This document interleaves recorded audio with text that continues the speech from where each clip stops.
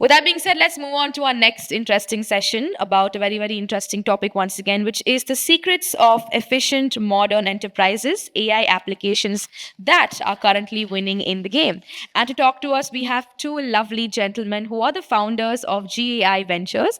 Please put your hands together and welcome Mr. Amit Goel, the founder and investor, along with Mr. Kushal Prakash, joining us from GAI Ventures, the founder and CTO. Can we have a big clap in the house once again? Yes? Over to two of you, and the stage is all yours. Hello, everyone. So my name is Amit Goel. I built a fintech company and sold it in 2021, and basically building GI Ventures, which is a San Francisco and Bangalore-based AI venture builder. We build companies and we invest in them.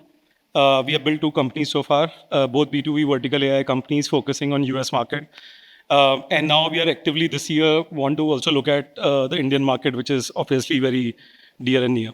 I also have Kushal with me, my CTO and co-founder. And he's basically a bits planning computer science engineer, cracked a machine learning model for a nuclear research center in 2016, was invited by a top AI professor in Europe to work on AI soccer, which is a very hard problem in AI one of the hardest actually, unsolved problem. And basically for the last 3-4 years, he has been using transformers and generative AI to build different AI systems, which are in production, is being used by customers. So when we were actually asked to do this session, one of the issue was that we wanted to actually show a lot of applications which have been built and are in use instead of just showing you slides of what's happening in the market overall. And to do that, the format was a little sort of interesting. So what we have done is we'll show you 6 or 7 different applications. Some of them screenshots on the slides, and then towards the end we'll actually play a video where we'll show you 3 applications. Basically a customer using it, or like one of our guys actually explaining what that system does. But before I start, I just wanted to kind of read the room a little bit and ask you, like, how many people have used ChatGPT so far? Okay, almost everyone. How many people have heard about Claude Bot? Okay, cool. Okay, that gives a good idea. So we will basically start with some slideshow, and let me see if this is actually working. Yes. Okay. What we are going to cover today is a lot of different applications which are used by customers. Some of them, actually a lot of them are built by us, but there are other AI companies and big tech companies who also have similar solutions. So in no way we are trying to do like a big sales plug here. We are just trying to show that these are the most popular or most common, AI applications in use. And there are like, multiple firms which are sort of offering these solutions in different markets. So far, we have operated in the frontier AI adoption market right now, which is the US. But I think everything is happening in other countries also now, especially in the last 10 months. We have seen adoption starting to pick up in Middle East, India, Southeast Asia. So basically, what we have done is we have covered all the applications under 2 categories. One are almost autonomous, like where the human is not really doing anything. These applications are running on their own. There's a data pipeline. The AI is actually processing most of the stuff and also creating an output. In some cases, it's even updating another software. So, there's no sort of human in the loop for the most part. And then there are some of them which are more like the human is actually anchoring the AI solution, looking at the output, verifying it, and then moving on to the next step. So we call as human plus AI or an assisted model. Both of them are quite popular for various reasons. I think there was a threat detection prevention session before this. And whatever those guys said is very, very important. I also come from financial technology, financial services space. There's a looming danger with a lot of stuff that we are going to show today. So please sort of, you have to use caution on what access you give. I asked that question about CloudBot because recently there have been a lot of incidents with CloudBot, when you give access to the entire file system and so on. So I'll actually let Kushal explain because he has built most of these solutions, and then I'll just pitch in between. Kushal, please go ahead. Thanks, Emma. This is working? Is it working? Yeah. Yeah, to add to what Amit mentioned, I think over the past decade, we have moved from deterministic softwares to I would say, probabilistic intelligence, wherein we have something called agents, which I'm sure all of you are aware of now. We use agents to move from the probabilistic intelligence to somewhere closer to what a human error percentage could be, right? So we started out in 2024.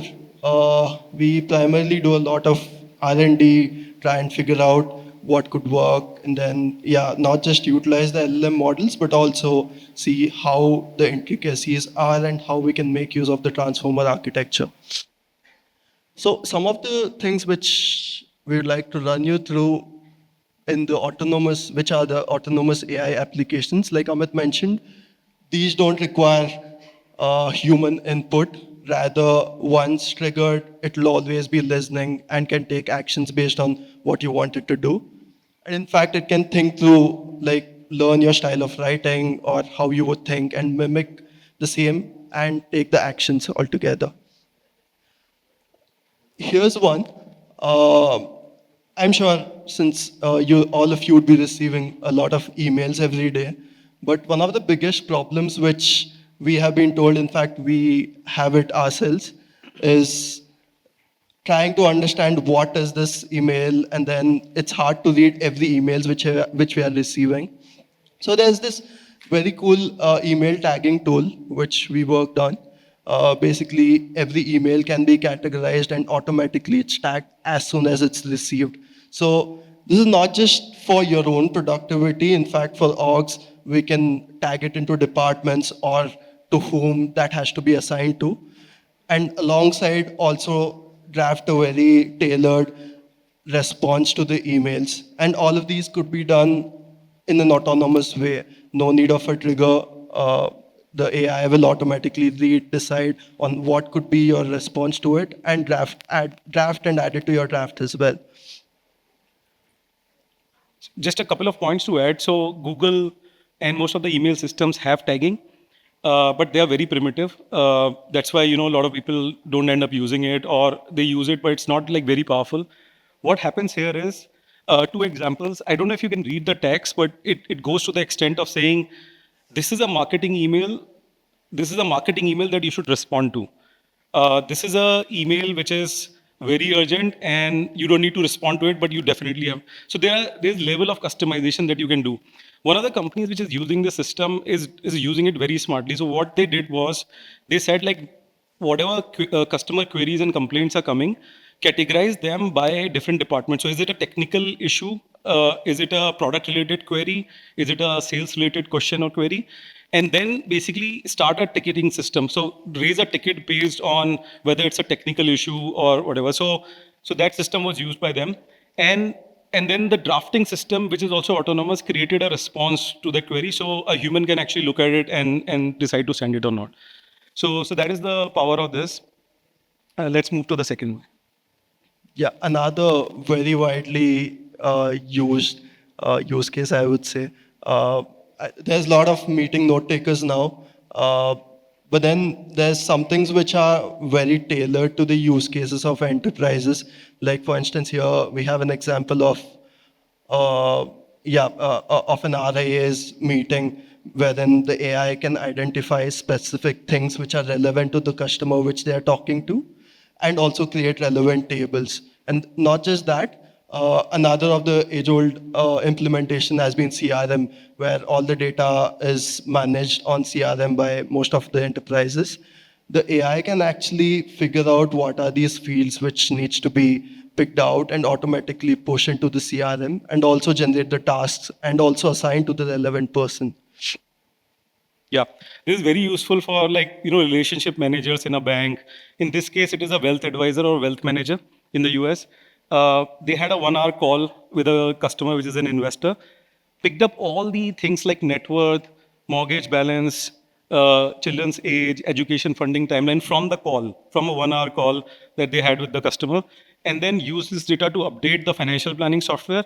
And then if you can see on the right, it generated tasks, and then it updated Wealthbox, which is a CRM, on its own, and without the involvement of a human in between. So this is saving a wealth advisor 40 to 50 hours a month. And that's the reason why it's being widely adopted. Of course, you must be using like Fireflies or Zoom has its own meeting note taker, but they are very general purpose. This is more industry and use case specific. Yeah.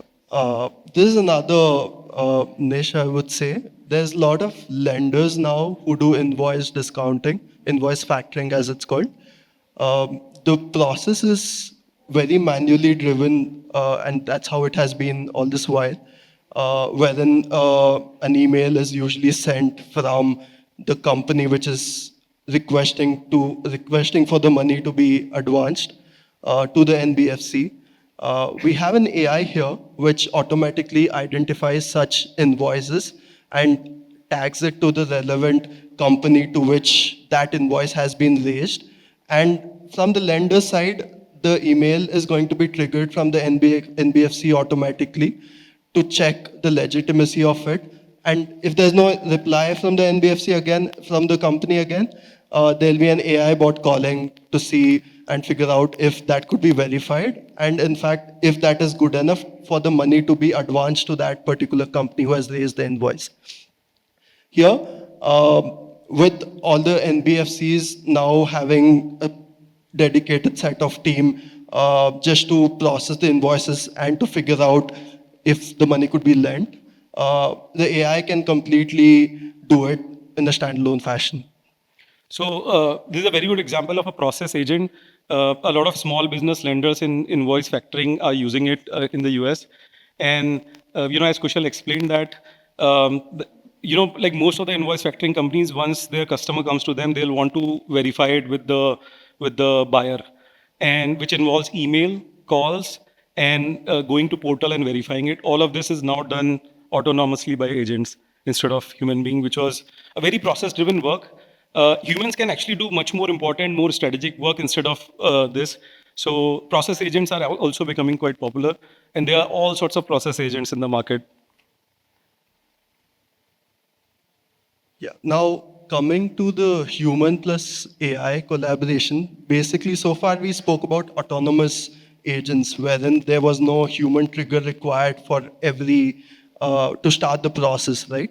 Here, there's a lot of use cases wherein the human is going to be anchoring the complete flow. Basically, he is going to mention to the AI what needs to be done, and based on that, the agent has to go and take the relevant actions. We have listed some of them here. Document processing. There has been a lot of documents which, let's say, here again, we are talking about an RA, a brokerage statement, which not just taking a PDF and converting into Excel, but there's a lot of insights which an RA would like to know, an advisor would like to have. We have agents now which can automatically identify what type of document it is and figure out what could be the valuable insights which would be necessary for the advisor.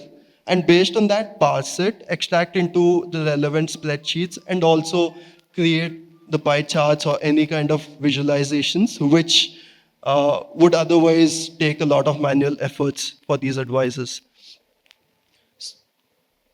And this was actually very interesting because a lot of people in financial services struggle with all sorts of, like, there are PDFs, digital PDFs, but there are also scanned documents. Kushal actually worked a lot in machine learning, and he used to share that for every such document, you would have to train with a lot of data the machine learning model to do this earlier. What has changed now is that the software can actually think and take decisions. That has changed the game completely. So now any type of document comes in, our AI processes it and then creates the necessary output which can be sent to the system. It is still not zero shot. Like, by that what I mean is, like, it's not like every new format and every new document it could identify and do 100% accurate job. There's a little bit of work required, but I think very quickly it can be done instead of training on thousands and thousands of data sets, which used to happen earlier in machine learning. So that is a big breakthrough for any document processing which is happening across industries. Oh, yeah. Next is the most widely used one, which is AI coding. I think all of you would have come across Cursor, Claude Code, GPT Codex. There's multiple AI coding tools now. What earlier would require engineering, then ticketing, and then assigning to a lot of developers, now I think it's more of the engineering which is coming into focus, which I feel is for the good. Uh, while actual engineering still needs to be done, once the architecturing, all the processes laid out, AI coding tools make it very, very simple. Plus, the UI components are way more quicker now and can completely be built by coding bots. Along with that, now there's also a big breakthrough of AI co-workers. What earlier probably required people to sit and do the smaller grunt works can completely be automated by AI co-workers. Like here we are talking about Claude Co-work, which was recently launched. You can ask it to do anything. In fact, it's so well designed that there's an agent within which has been built to take some specific set of actions. So the error margin is also way less than what it is with just the generic LLMs. And here, not much to add than what Kushal said, but just two quick stories. In November 2024, Kushal told me that he actually was a CTO of a fintech company and they had 20 people engineering team. He said, I can build the same fintech platform with like 2 engineers now. And I said, hold on a second, we should actually do something with this. And that's how GI Venture started. I think probably like 70-80% of the coding across a lot of organizations is being done by see these tools. In fact, this is the actual data by Menlo Ventures. They looked at 500 enterprises and companies and their spend on AI tools. And they found that more than half of it is being spent on coding assistant. This is by far, like, I think the biggest use case of AI in production used by enterprises.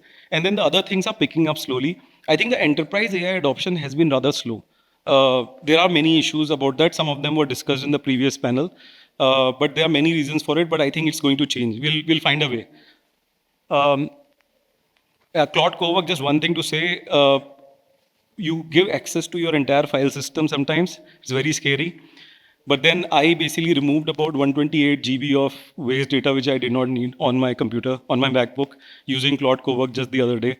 So they are very fascinating, but at the same time, pretty risky because you give access to the entire file system. So I feel like there has to be a good way. Like we will build the guardrails, and the safety and security is also very, very important. When you're doing this. I think this is all known to people. So we'll now move to the, if you can play the video, it will show 3 more applications. We have picked a good combination of a consumer application and 2 enterprise applications. So with all of this, I think you will get some idea of, the stuff which is being used quite a bit by enterprises and consumers.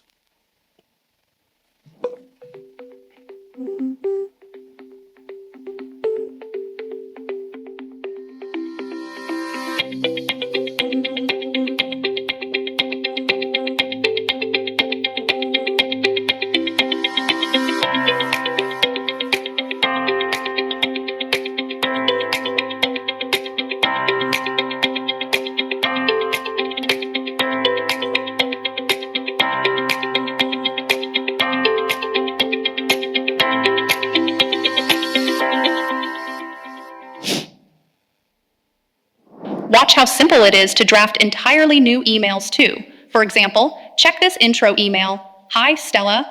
Please write an intro email between Timothy Astor from Intercap and Daniel Brody from WLPP. Stella instantly crafts a warm, natural introduction that feels completely like you, ready to send in seconds. Next, your calendar. Timothy just confirmed he can do a Google Meet on Wednesday. Just ask Stella and she will check your availability, find the best time, and schedule it for you. You can even see the meeting appear in your Google Calendar right away.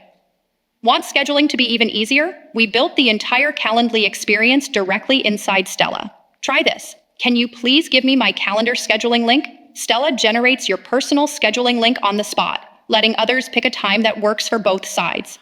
You can also ask Stella to create new tasks and reminders. These appear neatly in your task dashboard, where you can edit or update entries anytime. Again, and see, okay, as you can see up there, that's the database of our client. And as soon as that's connected, it has all context. The AI has all context of all data that is present, right? So let me demonstrate it by writing a sample query. This time I'll ask it about loan disbursements. So the query is, show me a trend of loan disbursed in the last year by month. So this query goes to the AI engine. It processes that query and it came back with a result. And as you can see, there's also a visualization in addition to the raw data that was fetched. And you can hover over the image and check out each data points and what their values are.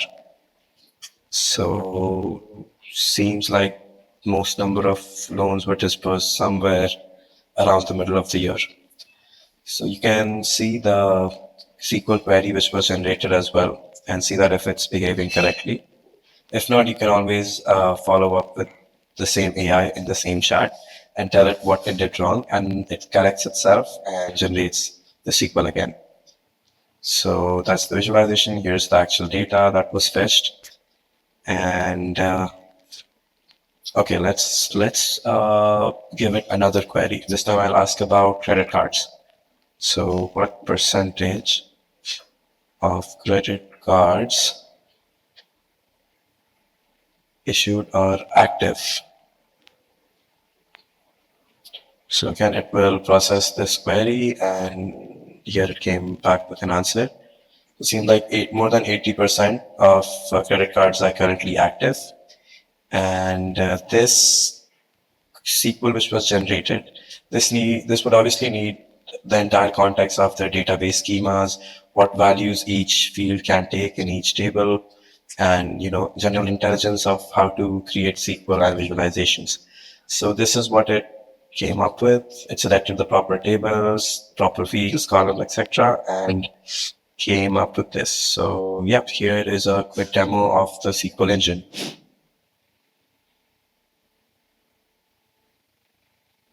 Today, I'll walk you through a ChatGPT app for the agentic commerce use case.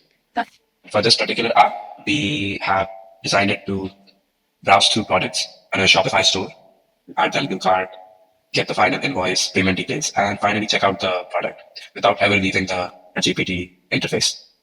Now, how we start using the app is first we go to this drop-down section, and here, as you can see, we have all the available to connect to your ChatGPT. If you see this one right here with the dev icon next to it, this is our custom app which we just made. Commerce use case. Now we just select this, and now GPT has all context of our Shopify stores, and we can browse through them through chat or through UI, as I show you right now. So let's ask it to show us the products in our store. Now we'll look for all the tools we have available and try to load all the products. It's asking us for a permission right now since it's in development mode. So let's allow it for now. And then it will do the associated tool call. It just takes a while to load up everything available. So as you can see here, these are all the products available to us in the Guy Ventures Shopify store. And you can add these products to your cart and a few. And this is pretty dynamic, so it updates in real time. And you see the cart of the available products are there. And then you can just change the quantity here and it updates in the main product page as well. Yeah, so let's finalize these as our products which we want to check out. So we can just go to the checkout button and it shows us the final summary, shipping, whatever. And then you can put in your details. I'm just putting something random for now. And yeah, let's pay for it.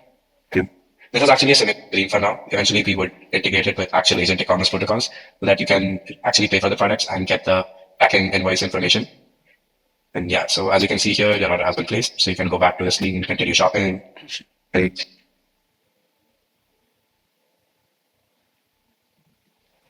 The last one that you saw is basically an agentic commerce use case. In the future, it looks like a lot of us will, ask ChatGPT or Claude to go and buy stuff for us. It's already happening in, in the US and some other countries. And then, you could actually, like what we showed here is we set up our own Shopify store and then created this experience from ChatGPT. You could go and buy something from our own Shopify store. But this is coming in a big way, including payments and authentication. Visa, Mastercard, Stripe, everybody is working on enabling this. And then before that, what you saw is in many organizations, there are databases and if you are a large enough organization, you will set up a data warehouse, data lakehouse, and buy like data bricks and snowflakes. If like the customer that is using it is a mid-sized company, and they wanted to query their database with SQL queries, but they wanted to make it very easy for business folks and even product people to do it. So what that did was you can actually do a query in natural language. It converts it into SQL query, runs it, brings back the results, and then visualize as well. So now the other thing is that you could actually build a lot of systems which were there from the previous era of software and SaaS at very low cost, very quickly, and start like serving whatever function was required. So that was an example. The first one that it showed is a very simple application in Stella where you can actually use WhatsApp voice with Stella and ask it to do so many things from notes, emails, scheduling, and so on. So that is like more like a consumer application, and we felt that people may or may not want to download new apps and go and sort of do things in chat gpt and others. They could actually use systems like this because they use WhatsApp 50 to 100 times a day, especially in India and some of the other countries. So with this, our time is up, and I think we have been able to cover what all we wanted to show you. Thank you so much, guys. Thank you. Yes, the claps can be much louder, audience. Can we have an applause once again for our speakers? We'll have a picture as well to capture the moment and the talk that we just had. So please to come in the center and let's get the picture sorted.